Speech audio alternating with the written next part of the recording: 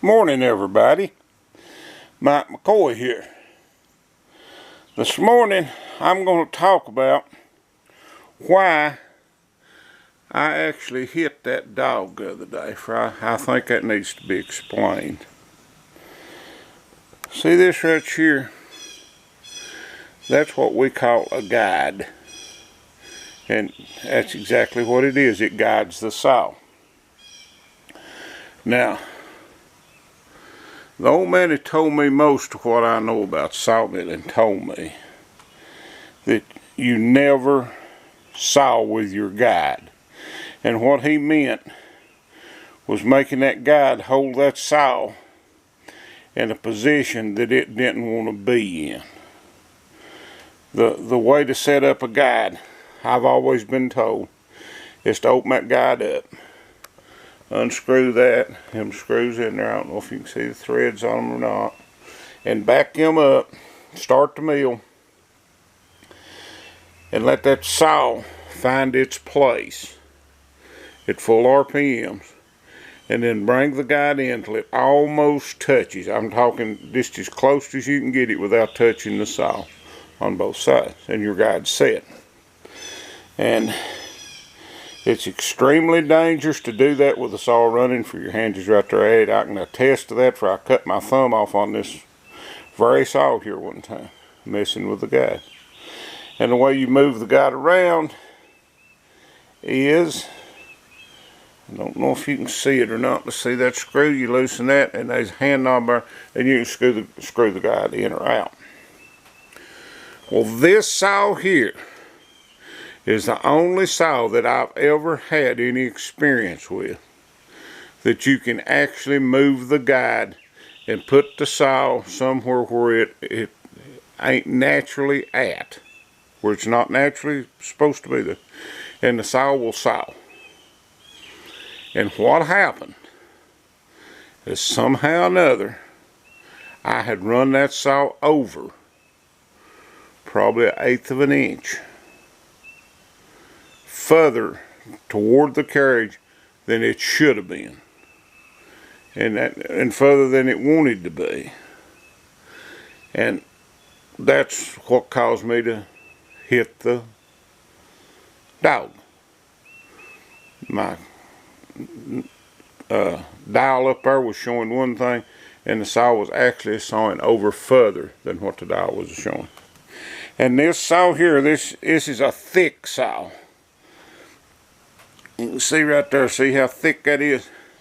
You have to run 5/16 bits in this thing.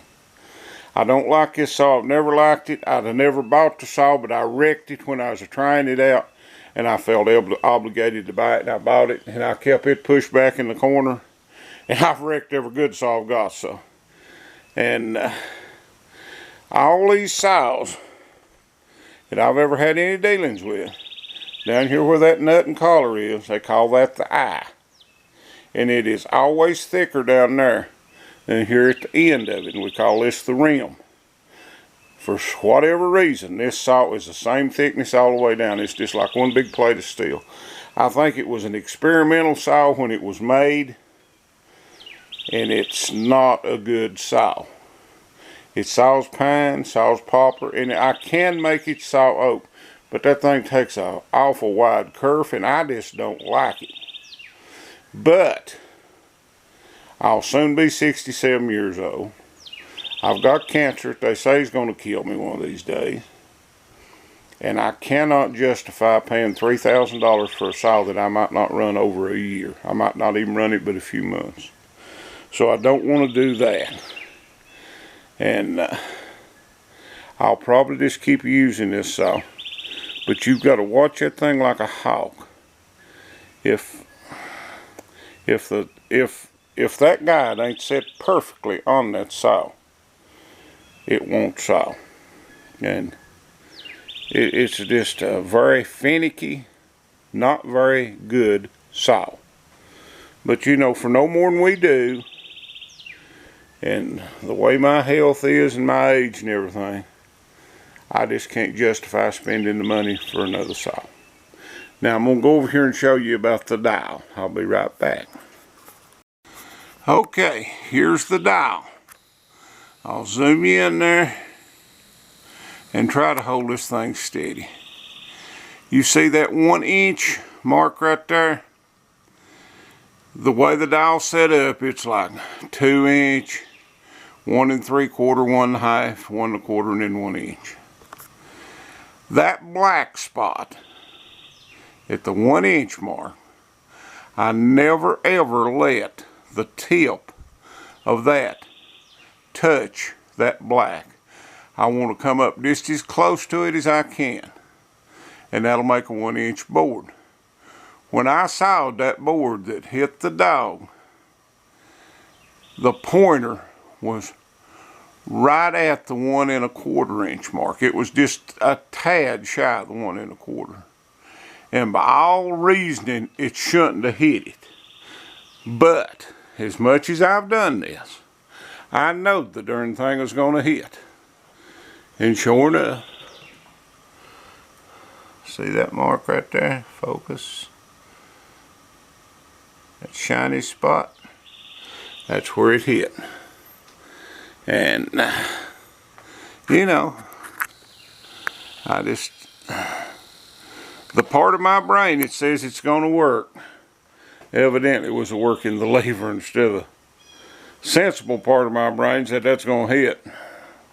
Got overruled. And over there is a Setworks. Somebody asked about what kind of Setworks these is, and these is Frick Setworks, and they're run by air, not hydraulic, but air. And they're real primitive Setworks.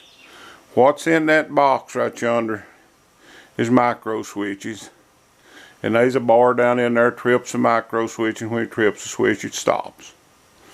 And it's a real simple system. It's nothing complicated. And it works. It don't work extremely well for this thing. We'll throw a thick board or thin, but usually it has more to do with the guide than it is the Setworks. So that's my explanation. And if you watch the video, you know this thing was a throwing thick and thin lumber, and it was the guide that was doing that. I should have come out and checked it, and I didn't. So I had a lot going on that morning. The lumber was thinner than it should have been. That had me going, and it's just one of them deals that I wasn't to paying as much attention to the job at hand as I should have, and it bit me. But it didn't bite me hard. It just a matter of resharpening the saw.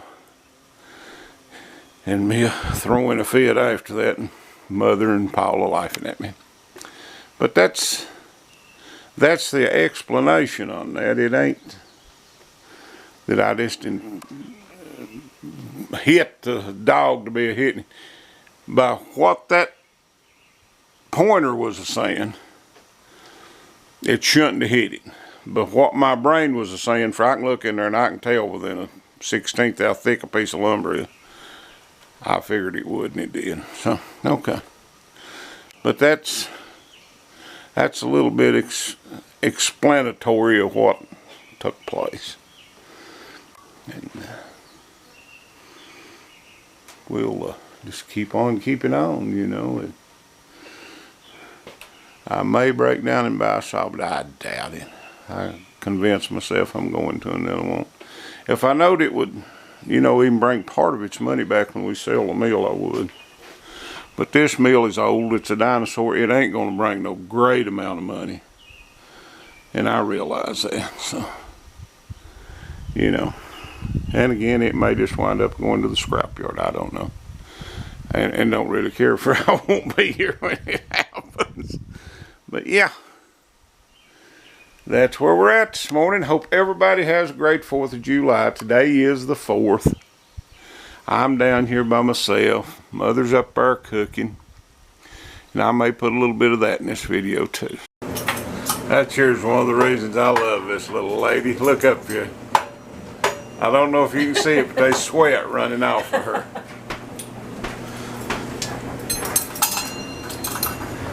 Boiling taters. You know what that right there is? That's coconut pie. And that's one of my favorite desserts. And she's fixing that for me. green beans. Them's out of the garden.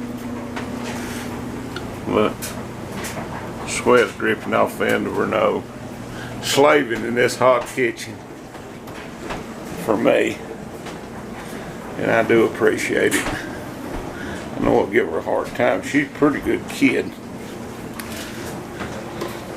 Am I worth it? I guess.